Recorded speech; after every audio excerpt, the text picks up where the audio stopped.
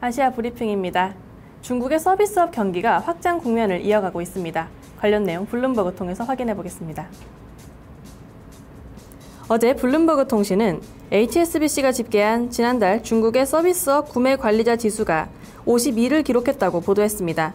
이는 직전월의 53.1보다 1.1포인트 하락한 것이지만 확장 국면을 지속하며 어두운 경제의 버팀목 역할을 했습니다.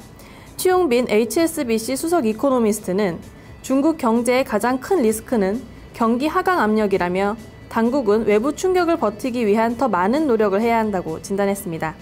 앞서 중국 물류구매연합회는 지난달 서비스업 PMI가 56.3을 기록했다고 발표했는데요. 부진한 제조업 경기와는 대조적으로 요식업, 숙박업 등 생활 소비업종을 중심으로 확장 국면을 이어나가고 있는 것으로 분석됐습니다.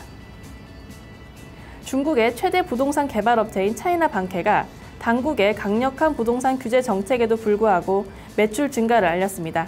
관련 내용 CNBC 보도입니다.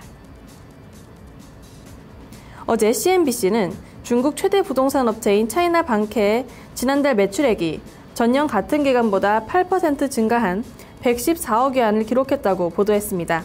이는 직전월의 104억 위안보다도 늘어난 것인데요. 이 기간 차이나방케의 부동산 판매 면적은 100만 제곱미터에 달했습니다. 중국 정부는 지난 2년 동안 부동산 시장의 투기 세력을 막기 위해 부동산 대출과 주택 구매 대상을 제한하는 강력한 규제 정책을 사용했습니다. 이 때문에 차이나방케를 비롯한 부동산 개발 업체들은 여전히 어려운 시기를 지내고 있습니다. 상반기 차이나방케의 순이익은 전년 동기 대비 25.1% 성장한 것으로 나타났는데요. 다수의 개발 업체들은 주택 가격을 낮춤에 따라 이윤도 줄어들 것으로 전망하고 있습니다.